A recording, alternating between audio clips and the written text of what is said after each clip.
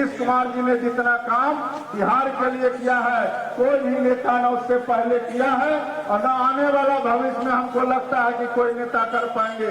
इसलिए हम तमाम लोगों को, खास करके जो हमारे जनता दल के साथी हैं, उनको इस बात का गर्व होना चाहिए, अपने नेता पर गर्व होना चाहिए, अपने नेता पर भरोसा होना चाहिए।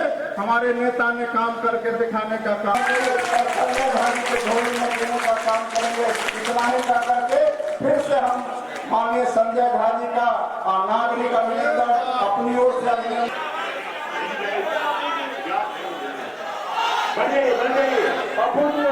बन जाइए आप लोग।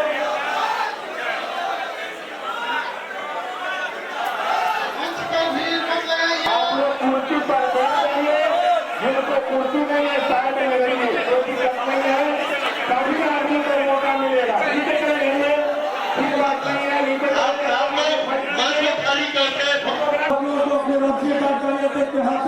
किसी दिन रहेंगे, उससे पहले हम चाहेंगे राजस्थान के माननीय विधायक अमन भूषण हजारी जी आएंगे और अपनी बातों को रोशन किया है, मिथिलांचल का नाम रोशन किया है।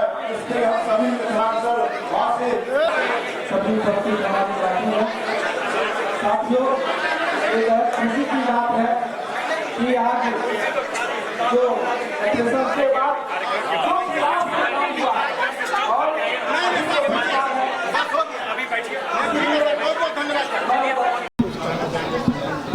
नहीं, ये हम लोग कह रहे हैं कि देश का सेना और एयरफोर्स को सलाम करते हैं कि जितना मजबूती से जो ऑपरेशन सिंदूर किया और दुनिया में जाके हम लोग बताए। और सबसे बड़ी बात है कि पूरा देश एक है, वहाँ कोई पार्टी पॉलिटिक्स नहीं है। जब देश की सुरक्षा की बात है तो पूरा का पूरा देश, पक्ष विपक्ष सब लोग गए थे, सारे सांसद गए थे और एक वॉइस में देश के पक्ष में बात की। तो ये एक बहुत बड़ी बात है देश के लिए कि सारा देश एक साथ खड़ा है और देश के सुरक्षा पर अब ये देश कोई कंप्रोमाइज नहीं करेगा। वही बात बताने दुनिया में गए थे। उसी समय खबर मिला 2 बार। एक बात का तभी मिला है कि अब भारत दुनिया का चौथा सबसे बड़ा आर्थिक इकोनॉमी हो गया, दुनिया का, जापान से भी आगे चलेगा और अगले 4 साल में भारत दुनिया का तीसरा सबसे बड़ा अर्थव्यवस्था हो जाएगा। जर्मनी को भी आगे क्रॉस कर लेंगे, उसके बाद 2 ही कंट्री बचेगा। तो इतना बड़ा जब इकोनॉमी होता है तो उसका फ़ायदा क्या होता है? उसका फ़ायदा होता है जब सोशल सेक्टर में काम करते हैं, इंफ्रास्ट्रक्चर में काम करते हैं, तो उसका सारा फ़ायदा आपको गरीब और नीचे के लेवल में जाकर पैसा रहेगा तभी तो आप काम। इतना बड़ा इकोनॉमी जा रहा है बनने और उसमें बिहार का भी बहुत बड़ा योगदान है। ये बात हम बता रहे थे। आपने पाकिस्तान की बात की, पाकिस्तान का कोई नहीं, उसका तो आप देखिए ना, वो तो वर्ल्ड बैंक और IMF के लोन पे जिंदा है। अपना तो इकोनॉमी कुछ बचा ही नहीं उसका। उस देश में कुछ बचा है क्या?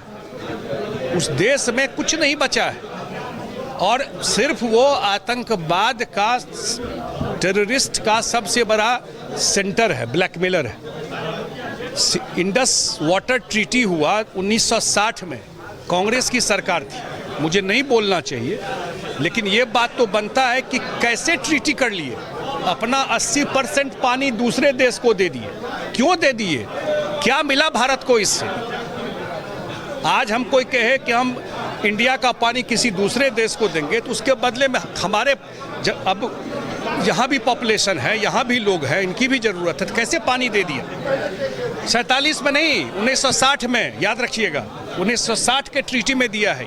अब प्रधानमंत्री जी ने कहा ना, ये खून पानी एक साथ नहीं हो सकता कि हम पानी पीने के लिए दें और उसके बदले में आप हमको आतंकवादी भेज के खून लीजिएगा। ये कैसे होगा? रोक दिया कि जब तक आतंकवादी का काम आप नहीं ख़त्म कीजिएगा तब तक इंडस वाटर ट्रीटी पे कोई बात नहीं होगी।